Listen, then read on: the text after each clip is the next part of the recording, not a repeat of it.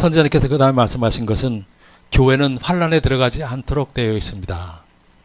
교회는 빨리 준비하십시오. 그런 얘기를 합니다. 예, 그 창세기 5장 21절부터 24절까지 에녹에 대해서 들었잖아요. 에녹은 교회의 예표라고 얘기했어요. 에녹은 죽음을 보지 않고 환란에 들어가지 않고 이 땅에서 옮겨졌습니다. 이것이 교회는 환란에 들어가지 않는다는 하나의 증거라는 것도 요한복음 14장 1절부터 3절까지 보게 되면 주님께서 내가 아버지께로 가서 거처를 아버지께로 간다. 그리고 거처를 마련하면 내가 다시 와서 나 있는 곳에 너희도 있게 하게 할 것이다. 즉 데려갈 것이라는 얘기예요. 이 땅이 아니라는 거예요. 그 다음에 이사야서 26장 19, 21절 이사야서 26장 19, 21절 주의 죽은 자들은 살아나고 그들의 시체들은 일어나리이다. 티끌에 누운 자들아 너희는 깨어 노래하라. 주의 이슬은 빛나 이슬이니 땅이 죽은 자들을 내놓으리로다. 이거는 뭐예요? 죽은 자들의 부활을 얘기하는 겁니다. 네. 내 백성아 갈지어다. 내 밀실에 들어가서 내 문을 닫고 분노가 지나기까지 잠깐 숨을 지어다. 보라 여호와께서 그의 처소에서 나오사 땅의 거민의 죄악을 벌하실 것이라. 땅이 그 위에 잦았던 피를 드러내고 그 살해당한 자를 다시는 덮지 아니하리라. 22절? 21절까지. 오케이. 여기 보게 되면 하나님께서는 사랑하는 백성들을 밀실에 숨기시고 진노를 그 후에 이 땅에 부으실 거라고 얘기하셨습니다. 즉 휴거 성도들은 환란에 안 들어가게, 교회는 환란에 안 들어가게 되어 있습니다. 그래서 여러분 미혹당한 사람들 보면 어떤 사람들이 저는요 하나님께서 저에게 미션을 주셨는데 순교 미션입니다. 저는 휴거 안 될 것이고 환란 때 목배임을 당할 거예요. 그걸 자랑스럽게 얘기를 해요. 지금 기회 있을 때 이 은혜 때 하나님께 주신 휴거의 기회를 그들은 사탄의 미혹에 따라 거부하고 목배임을 당할 것을 영광스럽게 생각합니다. 물론 목배임을 당할 수 있다면요 얼마나 좋겠어요. 그러나 이 은혜 때 진리를 알고도 휴거를 준비하지 않고 환란에 들어간다고 생각하는 것 자체가 미혹 자체라는 겁니다. 하나님께서 누구도 목배임을 당하는 것을 원치 않으세요. 살아서 주님과 이 땅에 동행하면서 거룩한 삶을 통해서 주님께서 공중 강림하실 때 주님의 영광과 함께 천국에 들어가기를 원하십니다. 그것이 예수님께서 십자가에서 피 뿌리신 이유입니다. 그것이 우리에게 성령을 주신 이유입니다. 성령의 내주하심의 은혜를 받고 우리가 휴거되는 것이 하나님의 소원이에요. 여러분 이 땅에서 환란이 들어오게잖아요. 그러면 두 증인 외에는 성령이 동행을 안 해요. 성령이 올라가시기 때문에 자기 믿음을 지키는 것이 에녹의 때만큼 힘든 거예요. 에녹의 때는 수십억 명 있었는데 휴거된 사람이 한 명밖에 없었다 그래요. 근데 더 놀라운 건 이 진리를 알고도 두 선지자께서 이 땅에서 수많은 표적과 기사와 치유를 일으키고 말씀 회복을 통해서 우리를 준비시키셨는데 나는 거기에 포함 안 될 거야. 나는 거기에 상관없어라고 얘기했다면 하나님께서 너는 확실히 내가 지옥에 보내주지. 하나님께서 하고자 하시면 미혹의 영을 보내셔서 데살로니가 후서 2장의 말씀처럼 미혹의 역사를 통해서 그들이 반드시 심판받게 하실 것이라는 걸 우리가 깨달을 수 있어야 됩니다.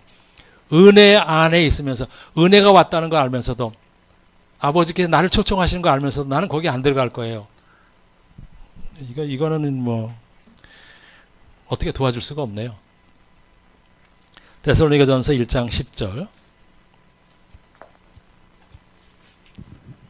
또 죽은 자들 가운데서 다시 살리신 그의 아들이 하늘로부터 강림하실 것을 너희가 어떻게 기다리는지를 말하니 이는 장래의 노하심에서 우리를 건지시는 예수시라. 여기서 장래의 노하심 뭐예요? 7년 환란을 얘기합니다.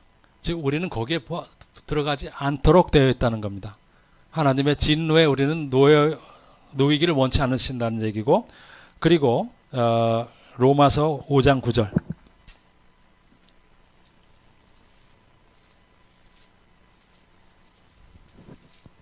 그러면 이제 우리가 그의 피로 말미암아 의롭다 하심을 받았으니 더욱 그로 말미암아 진노하심에서 구원을 받을 것이니. 진노하심에서 구원을 받을 것이니라. 그 다음에 계시록 3장 10절 내가 나의 인내의 말씀을 지켰은즉 내가 또한 너를 지켜 시험의 때를 면하게 하리니 이는 장차 온 세상에 임하여 땅에 거하는 자들을 시험할 때라. 여기서 보시게 되면 너를 지켜 시험의 때가 뭐냐? 환난 때를 얘기합니다. 우리는 거길 통과하지 않게 돼 있어요. 그리고 예레미야서 30장 7절.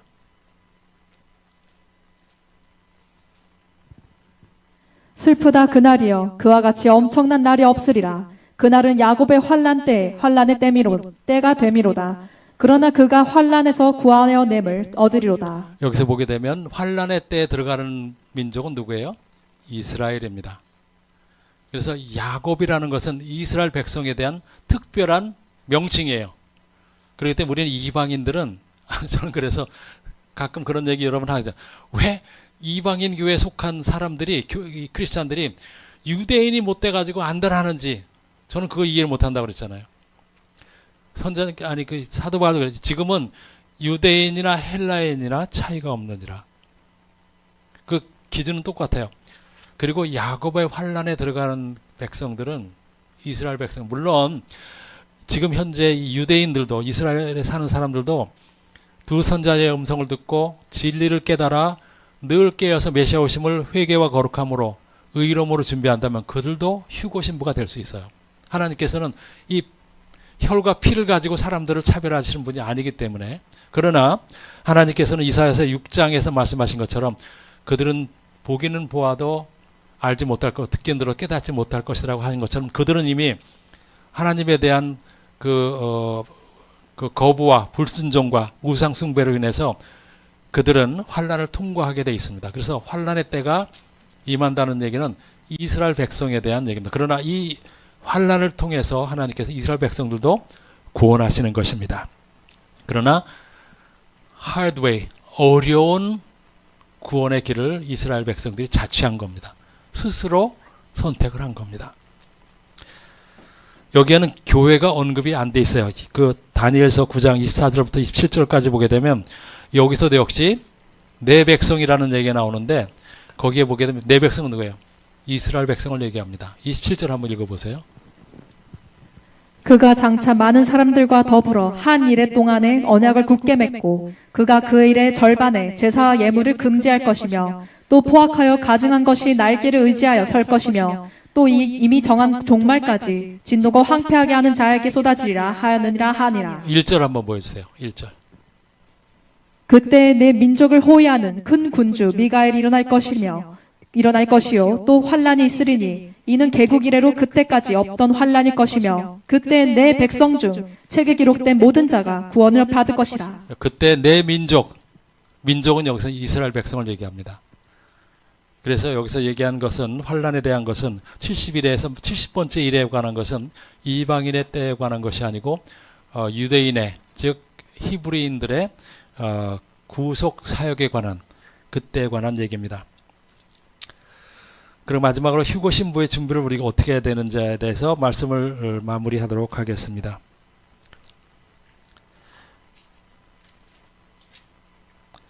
마태복음 25장 1절부터 13절까지. 그때 천국은 마치 등을 들고 신랑을 맞으러 나간 열처녀와 같다 하리니 그 중에 5은 미련하고 5은 슬기 있는 자라. 미련한 자들은 등을 가지되 기름을 가지지 아니하고 슬기 있는 자들은 그릇에 기름을 담아 등과 함께 가져갔더니 신랑이 더디오므로 다 졸며 잘세. 밤중에 소리가 나되 보라 신랑이로다 맞으러 나오라 하매 이에 그 처녀들이 다 일어나 등을 준비할세.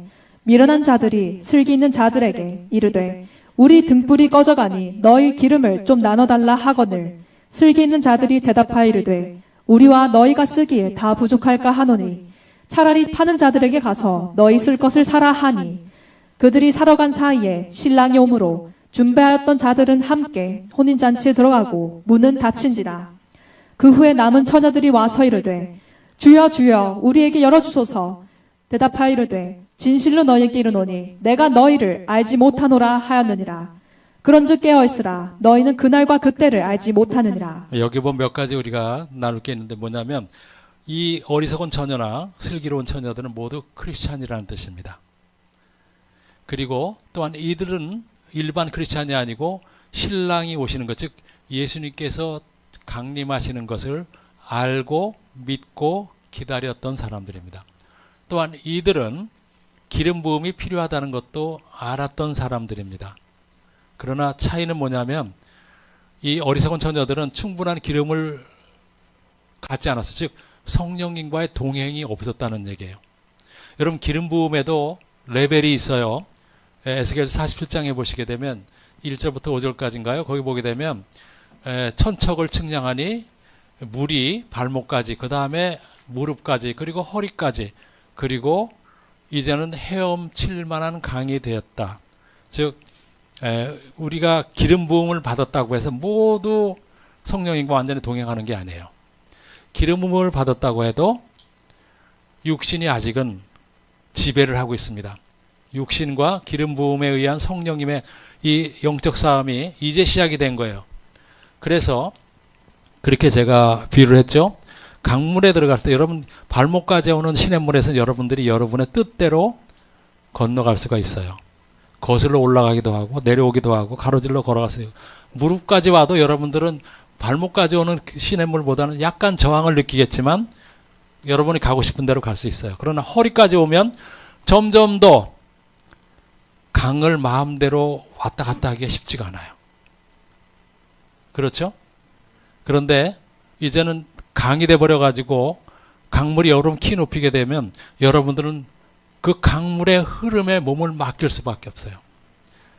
그래서 여기서 어리석은 처녀들은 이 발목까지 무릎까지 아니면 허리까지 오는 그런 기름 부음을 받았던 자들이에요. 그래서 성령님과 늘 싸우는 그런 사람들이에요. 성령께서 인도하시는 대로 온전히 순종하는 자가 아니고 어떨 때는 육이 원하는 대로, 어떨 때는 성령이 원하는 대로 왔다 갔다 하는 사람들을 얘기하는 거예요. 그래서 예수님 영접하고 예수님께서 내 주라고 얘기하는 그 레벨이 바로 발목신앙인 거예요.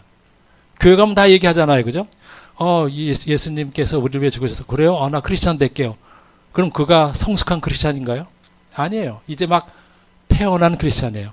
이제 막 하나님과의 동행을 시작했는데 그때부터 이제는 모든 세상과의 싸움이 시작되는데 지기도 하고 이기도 하고 점점 더 우리가 주님과 동행할수록 성령의 기름 부음이 이렇게 올라갈수록 우리는 어떻게 돼요?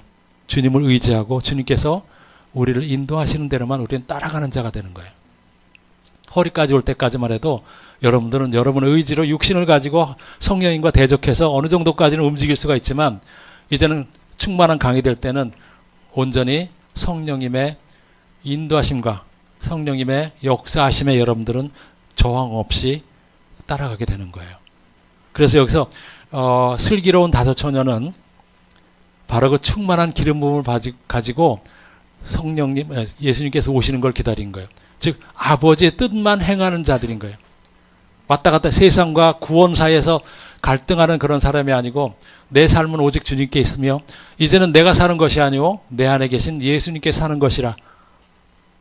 그리고 나는 아버지의 뜻만 행하는 자가 되기를 원한다고 결단하고 아버지의 능력 안에 사는 자들을 슬기로운 처녀라고 얘기합니다. 그래서 이제 신랑이로다라고 이제 소리가 나니까 이제는 어리석은 처녀들이 자기가 준비가 안 된 걸 안 거예요. 그래가지고 구워달라고 하는데 구원은 남과 공유할 수 있는 게 아니잖아요. 기름 부음은 오직 하나님과 나와 1대1 관계에서만 기름 부음이 차기도 하고 부족하기도 한 건데 그러니 이 사람들이 지금 기름 파는 자에게 산다고 그랬잖아요. 현대 크리스찬들이 지금 교회 가서 기름 살려고 그래요. 실제로 기름을 사요. 이 기름을 파는 자들이 있어요. 요만한 100ml 한 병에 $500, 두 병이면 할인해서 $750. 선자님께서 굉장히 책망하시잖아요. 성령의 기름 부음을 돈 주고 사냐 너희들은? 예? 오직 하나님과 우리 개인 간의 1대1 관계에서 성령께서 우리에게 부어주시는 그 기름 부음이 있는데 그걸 돈 주고 산다. 그러니까 여러분 지금 목사들이 얼마나 악하냐면 헌금을 많이 하는 자가 하나님을 사랑한다고. 이게 바로 헌금을 많이 하는 자가 기름 부음을 많이 받는 자라고 이렇게 거짓말하는 거 얼마나 악한지 몰라요. 예? 헌금을 가지고 성도들의 믿음을 측량하고 헌금을 많이 하는 자들을 직분 올려서 더 교만해지게 하고 헌금을 적게 하거나 무명을 하는 사람들은 우리 교회 교인이에요? 이 정도로 무관심하다는 거예요. 여러분 기름을 파는 자가 누구예요? 목사들이에요. 돈에 미쳤어요. 그리고 심지어는 나무 조각 이런 거 가시 같은 거 이렇게 팔면서 이거 예수님께 매달렸던 그 십자가에서 내가 조금 훔쳐온 거예요. 그렇게까지 훔쳤다기보다는 이게 이 나무 조각이 예수님께서 매달렸던 그 십자가에서 나온 거예요. 그런 거짓말까지 한다는 거예요. 그러니 TV 조슈아가 자기가 이 욕조물에다가 기도하면 이게 예수님이 보혈이 된다고 그러니까 사람들이 다 그 머그컵 이런 거 가지고 서로 먼저 풀려고 달려들어가지고 막 난리가 났대잖아요. 여러분, TV 조슈아는 완전히 마귀였었어요. 어떻게 예수님의 보혈을 지 기도로 만들어낼 수 있냐는 얘기예요. 이게 말이 돼요? 근데 그거를 듣고 컵을 들고 그 냄비 같은 거 뭐 이걸 컵을 들고 달려들어 그만큼 무식하다는 거예요. 진리를 모르기 때문에 그런 거짓말에도 사람들이 그거를 500달러, 1000달러, 10,000달러 주고 그걸 사러 거기까지 간다는 거예요. 우리나라 목사들이 제일 많이 간대요, 거기. 근데 지금 물론 지금은 이제 죽었기 때문에 뭔 이상한 사람이 후계자라고 그래가지고 또 지금 또 이상한 짓을 하고 있는데 그 후계자라는 사람이 또 우리나라 사람이에요. 예? 여러분 지금 교회의 모습을 보게 되면 예수님께서 얼마나 눈물을 흘릴지 여러분 그걸 깨달으십시다. 예수님께서 얼마나 지금 통곡하실지 한번 생각을 해보십시다. 우리를 위해서 그렇게 그 물과 피를 다 쏟으시고 가장 비참한 형틀에서 죽으셨는데 그걸 마케팅에 자기 배를 불리는 그런 그 것으로 악용하는 그 목사들의 모습을 하나님께서 얼마나 그 진노가 이 목사들에게 떨어질 진노가 얼마나 엄청난지 한번 여러분 상상도 못 하실 거예요. 그들은 불교나 이슬람이나 힌두교나 무신론자들보다 훨씬 더 주님을 대적하는 사람들이에요. 왜냐하면 자기 혼자 지옥 가는 게 아니고 사람들을 모집해서 그들을 다 끌고 지옥 가는 아주 악한 자들이기 때문에 이 번영복음을 전하는 자들, 헌금을 강요하고 작정 헌금을 얘기하고 그리고 헌금을 조금 내는 사람들은 좀 등한시하고 많이 내는 사람들을 우대하고 이런 사람들은 정말 하나님 앞에 지금 당장 회개해야 됩니다. 상복을 입고 옷을 찢으면서 회개를 해야 돼요. 안 그러면 하나님의 진노는 바로 그런 사람들 머리 위에 가장 먼저 강하게 쏟아질 겁니다. 여러분들이 지금 현대 교회 실상을 하신다면 현대 교회에 대해서 그 목사들에 대해서 여러분들이 얼마나 회개를 그들에게 요구해야 될지 한번 깨닫게 될 겁니다. 그리고 고린도후서 6장 14절부터 18절까지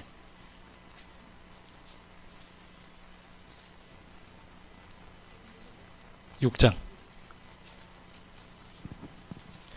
너희는 믿지 않는 자와 명예를 함께 매지 말라. 의와 불법이 어찌 함께하며 빛과 어둠이 어찌 사귀며 그리스도와 벨리알이 어찌 조화되며 믿는 자와 믿지 않는 자가 어찌 상관하며 하나님의 성전과 우상이 어찌 일치가 되리요. 우리는 살아계신 하나님의 성전이라. 이와 같이 하나님께서 이르시되 내가 그들 가운데 거하며 두루 행하여 나는 그들의 하나님이 되고 그들은 나의 백성이 되리라. 아멘. 여기서 보게 되면 모든 불법과 죄와 사탄의 역사로부터 구별되라는 겁니다.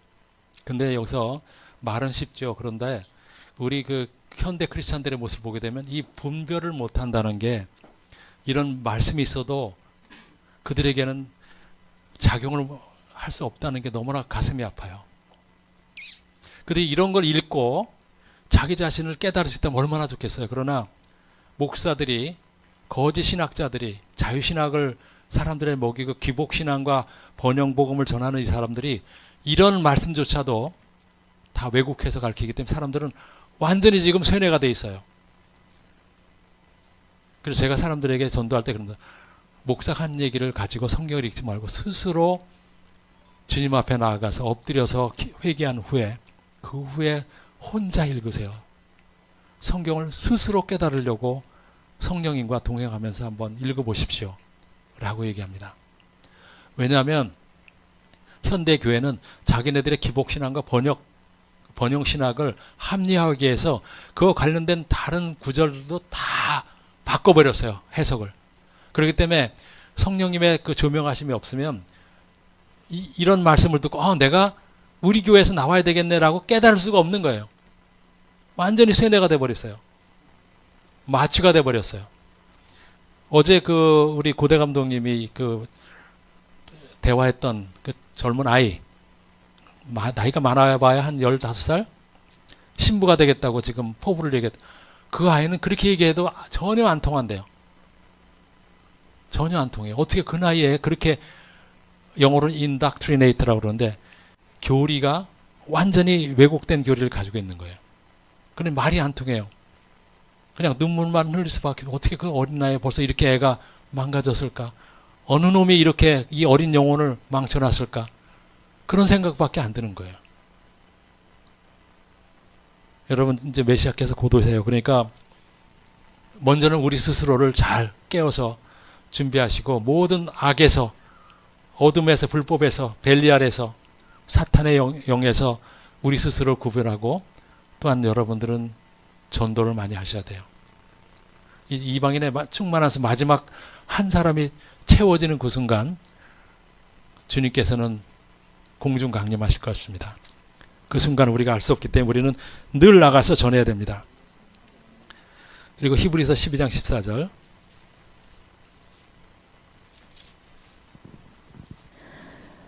모든 사람과 더불어 화평함과 거룩함을 따르라. 이것이 없이는 아무도 주를 보지 못하리라.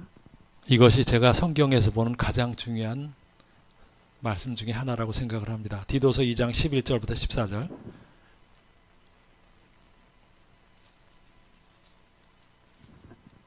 우리를 양육하시되 경건하지 않은 것과 이 세상 정욕을 다 버리고 신중함과 의로움과 경건함으로 이 세상에 살고 복스러운 소망과 우리의 크신 하나님 구주 예수 그리스도의 영광이 나타나심을 기다리게 하셨으니 그가 우리를 대신하여 자신을 주심은 모든 불법에서 우리를 속량하시고 우리를 깨끗하게 하사 선한 일을 열심히 하는 자기 백성이 되게 하려 하심이라. 아멘. 우리는 여러분들은 온전한 정의의 은혜 안에 계시기를 바랍니다.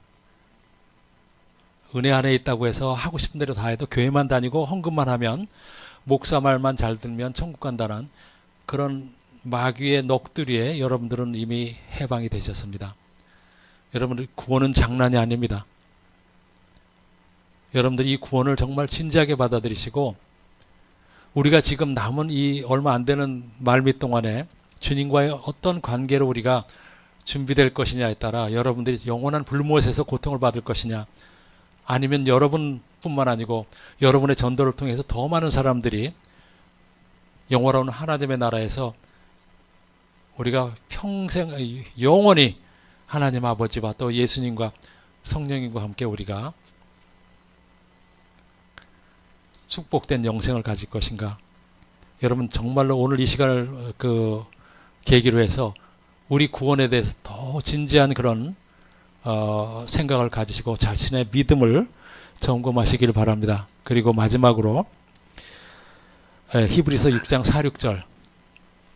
물론 이제 뭐 10장도 있고 베드로서 2장도 있지만 히브리서 6장 4, 6절을 마지막으로 전하겠습니다. 한 번 빚을 받고 하늘의 은사를 맛보고 성령의 참여받고 하나님의 선한 말씀과 내세의 능력을 맛보고도 타락한 자들은 다시 새롭게 하여 회개하게 할 수 없나니 이는 그들이 하나님의 아들을 다시 십자가에 못 박아 드러내놓고 욕되게 함이라. 누구에 대한 경고라고 그랬죠? 바로 우리 자신에 대한 경고입니다. 일반 세상에 속한 교회들은 내세 능력을 맛보지도 못했어요. 빛을 받았다고 하지만 그들은 빛을 받은 적이 없고 성령의 임재 안에 그들은 있어 본 적이 없는데 그들은 성령 안에 임재 안에 있다고 그래요. 그러나 우리는 하나님의 두 선자를 통해서 내세의 능력과 말씀의 선함과 또한 빛을 받고 내세의 능력도 모든 것을 우리는 다 본 자들입니다. 우리가 바로 이 경고에 가장 직접적으로 해당되는 사람들입니다. 그러니 제가 여러분들에게 오늘 정말 여러분들에게 부탁드리는 것은 여러분들은 엄청난 하나님의 은혜 아래 택하심을 받으신 분들입니다. 그러나 우리가 천국에 완전히 들어가기 전까지는 구원은 이루어진 것이 아니에요. 그러니까 여러분 진지하게 여러분 구원에 대해서 생각을 해보시고 그 다음에 오늘 에녹의 사례를 통해서 하나님께서 말씀하신 어떠한 믿음을 가지고 어떠한 하나님과의 동행을 어떻게 우리가 주님을 기쁘게 하는지에 대해서 그냥 지식으로가 아니고 순종과 겸손과 그리고 주님을 찾는 주님과의 타이트한 그 관계 가운데 여러분들이 그 비밀을 스스로 깨닫게 되시기를 전능하신 예수님의 이름으로 축원합니다. 영접 기도를 하도록 하겠습니다. 오늘은 좀 더 큰 소리로 여러분들이 주님을 영접하시기를 바랍니다. 전능하신 주 예수님, 오늘 에녹에 대해서 들었습니다. 저의 믿음을 점검할 기회를 주심을 감사드립니다. 오늘 저는 전능하신 주님의 이름으로 저의 모든 죄를 회개합니다. 저는 정말로 큰 죄인입니다. 주님께 많은 불순종을 저질렀고 로마 병사와 다르지 않은 삶을 살았습니다. 주님, 저의 모든 죄를 용서하여 주시옵소서. 오늘 저는 주님의 이름으로 사망에서 생명으로 건너갑니다. 전능하신 주 예수님, 제 이름이 주님의 어린 양의 생명책에 기록되게 하여 주시옵소서. 제 삶에서 주님의 보혈이 덮이게 하여 주시옵고 또한 성령 충만하게 하여 주시옵소서. 또한 주님의 말씀이 제 삶에 세워지게 하시옵고 에녹과 같은 동행을 허락하여 주시옵소서. 제 마음에 새로운 마음을 창조하여 주시옵고 주님을 경외하는 삶을 살게 도와주시옵소서. 전능하신 주 예수님의 이름으로 오늘 저는 주 예수님을 저의 구세주로 영접하나이다. 오늘 저는 다시 태어났습니다. 아멘. 주님께 영광.